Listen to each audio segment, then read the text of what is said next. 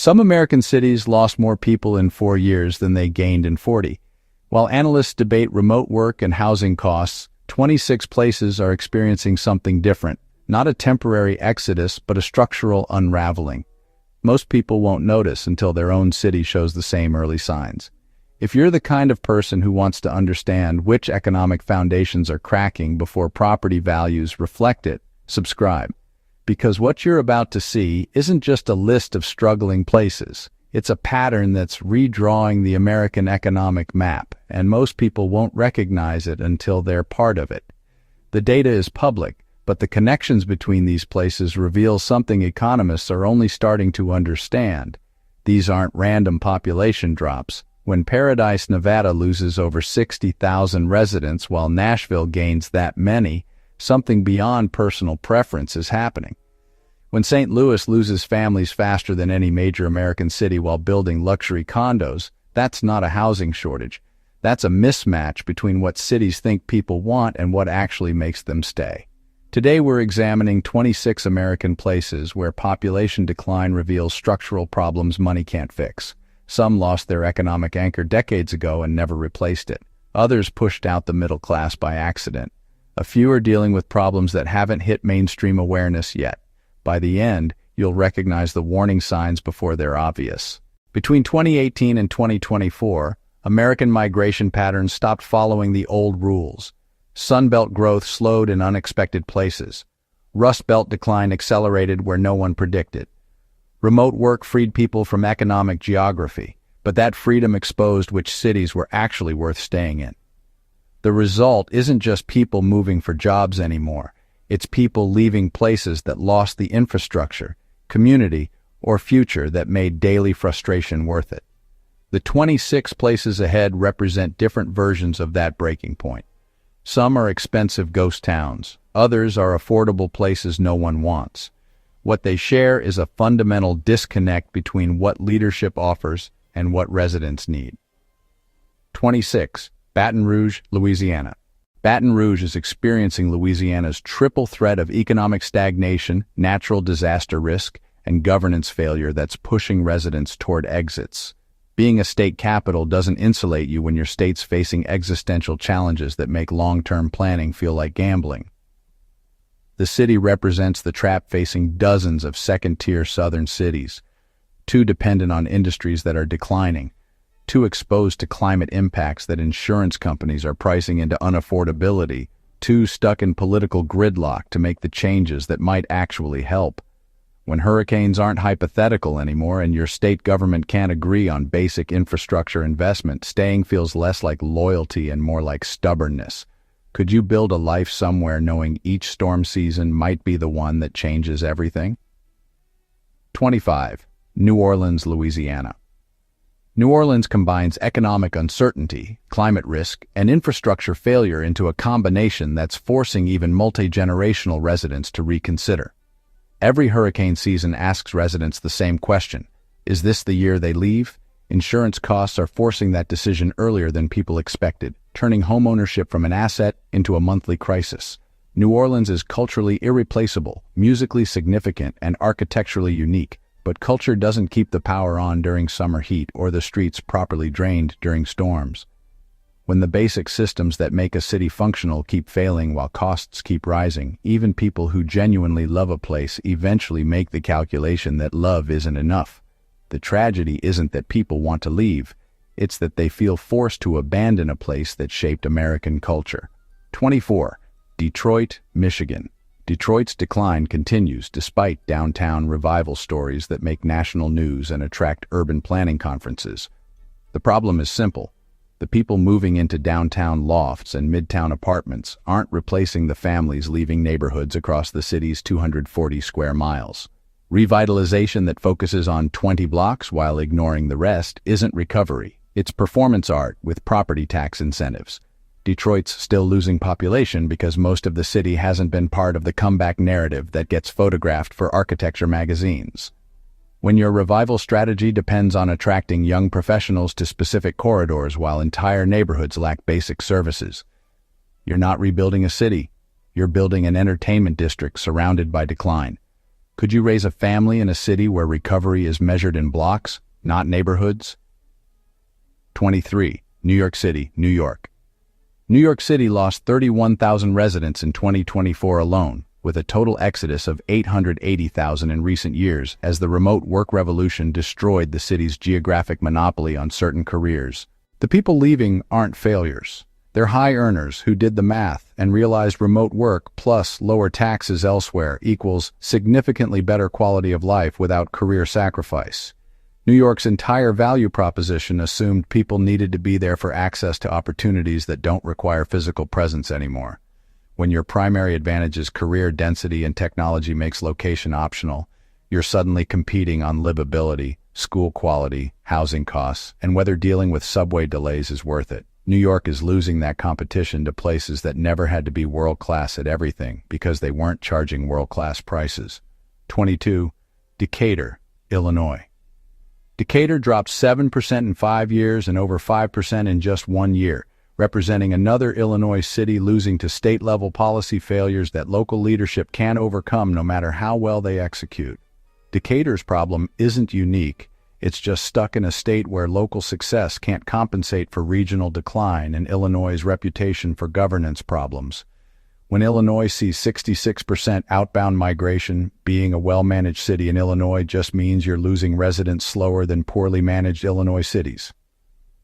The challenge facing Decatur is existential. How do you convince people to stay when your state's political dysfunction makes news more often than your city's achievements? When your address includes a state name that's become shorthand for fiscal mismanagement, local efforts matter less than they should. 21. Metairie, Louisiana. Metairie lost 6% of its population in just 1 year, as Louisiana's broader exodus accelerated beyond what demographers predicted. Every hurricane season forces the same brutal calculation: is staying worth the risk? Insurance costs have made homeownership nearly impossible across coastal Louisiana, turning what used to be middle-class stability into a financial stress test. Metairie isn't directly on the coast, but it's close enough that insurance companies price it like it is, which means premiums that rival mortgage payments. When you can't insure your home affordably, you don't own an asset. You're maintaining a liability that could be destroyed in a single storm season. The people leaving aren't abandoning community lightly. They're making cold financial decisions about whether their children's futures should be tied to a place where climate risk is becoming uninsurable. 20. San Francisco, California. San Francisco's 5% population loss made headlines, but the projection matters more. Another 1% expected decline through 2026 despite tech industry recovery and return to office mandates that were supposed to reverse the trend. The people leaving aren't just service workers priced out of the market. They're families who realize San Francisco optimized for everything except raising children. World-class restaurants with nowhere to park a stroller, million-dollar condos without bedroom space for kids, school systems that can't compete with suburbs charging half the cost of living. When your city becomes unlivable for anyone not making tech-level income, you lose the economic and cultural diversity that made you interesting in the first place. San Francisco is becoming what it feared most: expensive, exclusive, and boring. Could you justify staying somewhere beautiful if it meant your kids grew up without backyards? 19. Casas Adobes, Arizona. Casas Adobes lost 6% of its population in a single year, representing what Tucson suburbs are experiencing a decade after Phoenix suburbs learned the same lesson. Rapid sprawl sounds great until you realize desert living requires infrastructure investment that most suburbs skipped in favor of fast development approvals. When your water supply carries long-term uncertainty and your summer temperatures make outdoors genuinely dangerous for months at a time, cheap housing stops being the advantage it appears. Casas Adobes offered affordable desert living, which worked until people actually experienced what desert living means without the amenities that make Phoenix tolerable. The working-age residents leaving fastest are the ones who moved for affordability and realized they traded one set of problems for another. Could you live somewhere where going outside from June through September requires the same planning as a winter blizzard? 18. Lafayette, Indiana. Lafayette dropped 7% in 5 years despite being a college town anchored by Purdue University, which should have provided economic stability that most small cities lack. College towns are supposed to be insulated from regional economic decline because student populations create permanent demand for housing, services, and employment. Lafayette's problem mirrors Bloomington's. It couldn't keep graduates after commencement or retain the people who made the town actually function beyond serving students. When every barista, bookstore manager, and restaurant worker realizes there's no career path that doesn't involve serving 19-year-olds forever, they leave for cities with actual economic ladders to climb. College towns without post-graduation career opportunities aren't communities. They're just temporary housing for degree seekers who will build lives elsewhere the day after graduation. The university stays. The town empties of everyone who made it livable. 17. Brandon, Florida. Brandon lost working-age residents at 14% while total population dropped 8%, revealing the most dangerous kind of decline, losing workers faster than retirees. When the people who keep services running, who staff hospitals and schools and repair infrastructure, can't afford to live where they work, you're building an economic time bomb with a visible timer. Brandon's trajectory shows exactly what happens when housing costs and wage growth diverge in a suburban market that assumed affordability was permanent. This Tampa suburb is bleeding the exact demographic that keeps communities functional while attracting retirees who need those services. The math doesn't work. The healthcare workers, teachers, and tradespeople who make Brandon livable are moving to places where their salaries cover housing. What's left is a community dependent on services provided by people who commute from somewhere affordable. That's not sustainable. 16. Carmichael, California. Carmichael saw working-age residents drop 13% in a single year, one of the steepest workforce declines anywhere in America. When the people who actually work leave faster than retirees, you're watching a community lose its economic future in real time. Carmichael is another Sacramento suburb that couldn't convince workers that California taxes, regulations, and cost of living were worth it without coastal California wages or career opportunities. The value proposition collapsed. Workers could keep California's costs and commute times, or they could leave for states where their income bought actual quality of life improvements.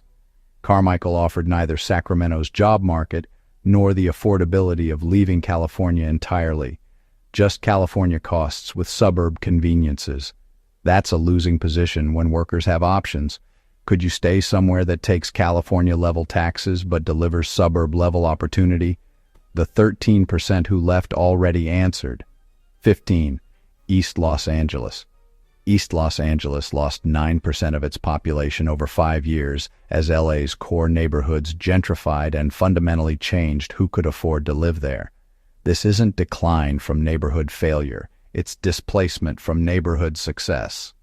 As East LA got discovered by people with different income levels, the working-class families who actually defined the community's identity got priced out systematically. When your community becomes valuable to people who aren't from there and never participated in building it, the people whose families lived there for generations get displaced by market forces they can't control. East LA's population loss is gentrification's second-order effect that happens after the coffee shops open and the rents double.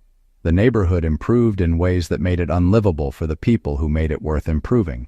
That's the cruelest kind of community death, being forced out because your neighborhood succeeded. 14. Kendall, Florida. Kendall dropped 9% of its population in just 1 year, despite being a Miami suburb in America's second fastest growing state. Being near a hot market doesn't save you if you can't articulate why someone should live in your specific suburb instead of the actual city or somewhere genuinely affordable. The pattern across Florida is brutally clear. People want to be in the actual urban core with walkability and culture, or in genuinely affordable areas where their housing costs allow other life choices. Suburbs offering neither authenticity nor affordability are getting economically squeezed from both directions. Kendall's proximity to Miami became a liability rather than an asset once remote work made physical proximity to downtown irrelevant for many workers. Why pay suburb prices to be near a city you don't need to commute to? The 9% who left asked that question and found better answers elsewhere. 13. Town and Country, Florida. Town and Country lost nearly 10% of its population in a single year, despite Florida being one of America's fastest-growing states, proving that rising tides don't lift all boats. This Tampa suburb represents the worst of suburban planning: strip malls, traffic congestion, and Florida's brutal heat without beach access, downtown Tampa's job concentration, or genuine small-town character. It's generic sprawl without any of the upsides that make sprawl tolerable to people. When your suburb offers nothing except proximity to somewhere better, remote work destroys your value proposition instantly. Town and Country couldn't compete with actual Tampa for urban amenities and couldn't compete with genuinely affordable states for cost of living. Stuck in the middle is the worst market position during migration shifts. Could you choose to live somewhere whose name sounds like a failed 1970s development project? 10% decided they couldn't. 12. El Monte, California. El Monte dropped 10% of its population in 5 years despite sitting just 20 minutes from downtown Los Angeles, which should have made it a natural beneficiary of LA's housing spillover. Instead, people bypassed El Monte entirely and moved to different states, revealing a harsh truth about California's suburban positioning. When you're offering California-level costs, taxes, and regulations without California-level wages, career opportunities, or the cultural amenities that make those costs tolerable, you're in an unwinnable competitive position. El Monte couldn't compete with actual Los Angeles for jobs and lifestyle, and it absolutely couldn't compete with Texas, Arizona, or Nevada for affordability and tax burden. The people who might have moved to El Monte 20 years ago are doing the math differently now. California costs without California benefits equals exodus. El Monte learned that geography near opportunity doesn't matter if the opportunity doesn't require geographic proximity anymore. 11. Spring Valley, Nevada. Spring Valley lost 10% of its population in a single year, 22,000 residents gone in 12 months, representing one of the steepest one-year declines anywhere in America. This is another Las Vegas suburb watching working residents evacuate while the casino economy remains strong, creating a growing gap between who benefits from Nevada's economic growth and who can actually afford to live near where that growth happens. The disconnect is getting worse, not better. Tourism and entertainment jobs don't pay enough to cover housing costs inflated by investment buyers and short-term rental conversions. Spring Valley is becoming what happens when economic growth and quality of life completely decouple. The city succeeds while residents flee. The people who actually make Las Vegas function as a city rather than just a destination are being systematically priced into longer commutes or out of the region entirely. That's not sustainable economics. 10. New Braunfels, Texas. New Braunfels lost 30% of its population over 5 years and 12% in a single year, making it the most surprising entry on this entire list. This is a Texas city losing population at catastrophic rates, while Texas as a state gained millions of new residents from California, Illinois, and New York. New Braunfels sits perfectly between Austin and San Antonio, positioned to capture overflow growth from two of America's hottest markets. Instead, it hemorrhaged working-age residents faster than almost anywhere in America. The most likely explanation is expectation collapse. People moved there anticipating Texas-style affordability and opportunity, then discovered neither actually applied anymore in that specific corridor. When a boomtown stops booming, the disappointment accelerates departure because people move specifically for growth that didn't materialize. They're not staying out of loyalty, they're leaving out of betrayal of expectations. Could you stay somewhere that promised everything and delivered nothing? 9. Union City, California.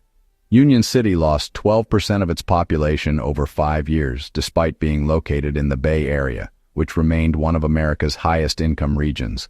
While San Francisco's exodus made national headlines and think-piece news, smaller Bay Area cities like Union City actually lost residents faster, but received zero attention from media tracking migration trends.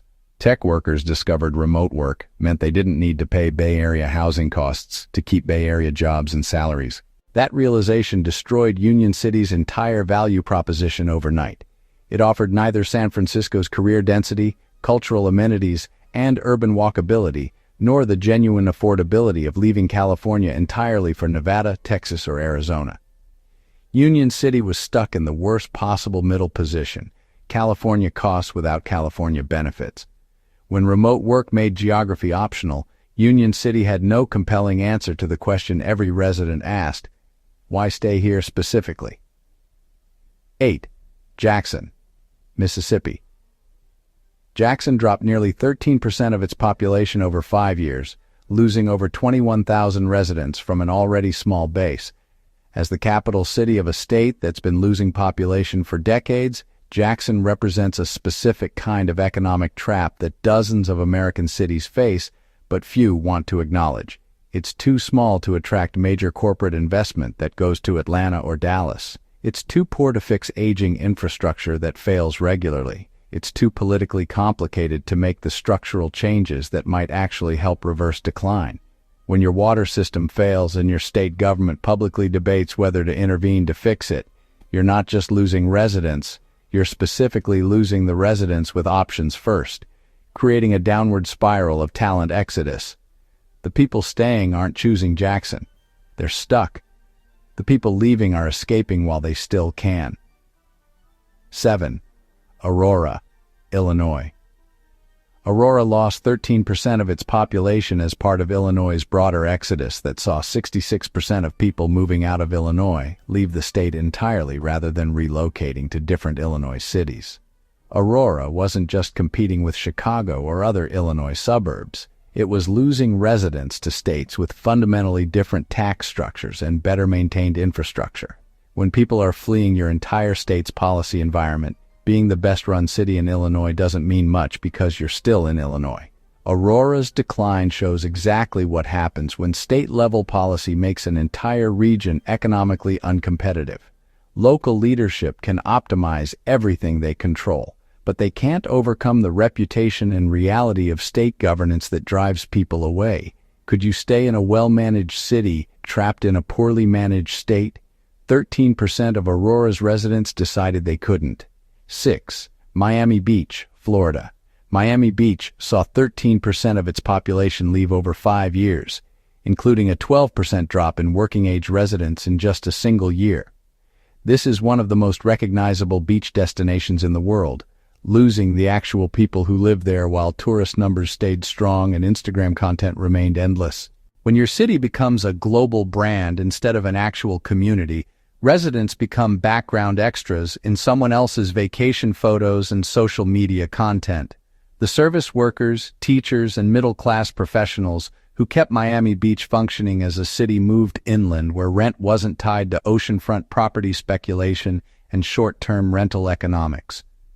What's left is a place that looks thriving in photos but feels completely hollowed out if you're actually trying to build a life there. Tourism success and residential livability are not the same thing. Miami Beach optimized for one and lost the other. 5. Bloomington, Indiana. Bloomington lost 14% of its population over 5 years, despite being home to Indiana University, which should have provided the economic stability that insulates college towns from regional decline. Student populations create permanent demand for housing, food service, retail, and entertainment that keeps college towns economically stable even when surrounding regions struggle. Bloomington's working-age population dropped even faster than total population, revealing the core problem. Graduates stopped staying after commencement ceremonies ended. The people who ran coffee shops, managed bookstores, staffed university services, and kept the town actually functional beyond serving students realized there was no career progression path that didn't involve serving college kids forever. When a college town can't retain the workers who make it livable, even the students notice declining quality. Bloomington discovered that universities provide enrollment stability but not community sustainability. The degree holders leave. The service providers follow. 4. Arden Arcade, California. Arden Arcade dropped 16% of its population in 5 years and 5% in a single year, representing one of California's steepest suburban declines. This Sacramento suburb was theoretically positioned to benefit from Bay Area transplants fleeing San Francisco's insane cost of living for more affordable alternatives within California. Instead, it lost residents faster than San Francisco itself, revealing a brutal truth about California's affordability narrative. The problem wasn't jobs or weather, It was that Arden Arcade offered California-level taxes, regulations, and costs without California-level wages or the amenities that make those costs tolerable. People who moved there seeking affordability realized they were paying premium costs for a place managed on a budget with services that reflected that budget. When your entire selling point is being cheaper than somewhere else, you're competing on the wrong dimension entirely. You're the discount option nobody actually wanted. If you're still watching, you've already noticed what most people will miss until it's too late. These cities aren't failing the same way, but they're all failing for the same reason. Leadership disconnected from reality. Hit subscribe because understanding these patterns before they're mainstream news protects your investment, your career, and your family's future. Like this video, if you're rethinking everything you thought you knew about where growth happens. Because the truth is, by the time everyone knows which places are dying, the smart money already left.